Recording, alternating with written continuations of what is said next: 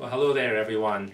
I'm Dr. Mazen Eneyni from Angels Neurological Centers, and today I'm responding to some inquiries about symptoms of ADHD, Attention Deficit Hyperactivity Disorder, that a lot of you have noticed now that your children are back in school. You're having some complaints sometimes from teachers or from colleagues, or that you're noticing that your child is not doing so well with homework at home. And I want to talk to you about some of the symptoms that you should pay attention to, so you can have your child evaluated if you feel that that child is having difficulties. Of course, before you jump into conclusion that your child has some difficulties with attention, you might want to give yourself a little bit of time to adjust the child into the school year from having a very relaxing summer vacation into a more regimented environment, especially that certain grades in school tend to graduate in severity and intensity of homework. So you have to take that into account as well. But in general, there are two types of attention deficit disorders. There's a kind called ADD, or Attention Deficit Disorder, and there's another kind that is called Attention Deficit Hyperactivity Disorder, which includes some symptoms of hyperactivity. And today I'm going to mention some of the symptoms of both, so you can sort of pay attention to them, and we'll touch base briefly on what you can do to from your end, from the home therapy kind of thing. What would you do to improve the environment for your child? The first thing you notice with a child who has ADD or ADHD is that that child really is not detailed oriented. That child is not able to pay attention to details and may make careless mistakes in schoolwork, or even some homework, or some even chores around the house. Another thing you may notice that that child is unable to pay attention even at play activities. So even if that child is playing with puzzles or Legos or other play toys, that child is just distracted constantly.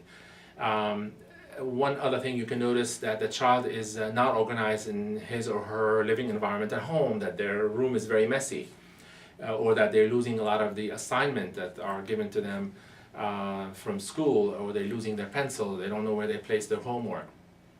And also, are they forgetful in tasks that you give them? You're supposed to take your plate to the sink after you're done eating. Are they forgetting it there at the table? Are they just distracted and going from one item to the other in their home environment? The hyperactivity component has additional features that your child may or may not have, which includes some motor activity. Basically, that child will be fidgety, will be moving about the house constantly, as if that child is driven by a motor, as if the wrong battery is installed in that child, kind of thing. So that's something to think about. Is that child having difficulty paying attention to waiting for his turn? So does that child jump into answering the question before the question is actually completed? Does that child squirm in his seat at school? Is he constantly on the go?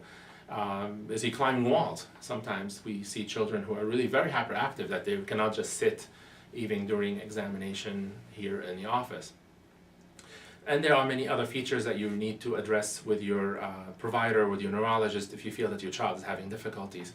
You always have to make sure that it's not an adjustment disorder, it's not something that's happening temporarily, that there's no particular environment in the house or in school that's causing the child to behave that way.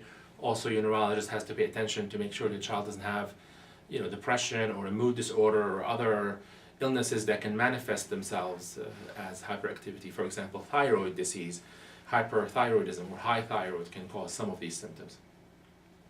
One of the things that you can do at home to ease the environment for your child as that child gets evaluated is to create an organized environment at home, to create a to-do list. And every child above age 4, I think, should have a to-do list. It could be a very simple one.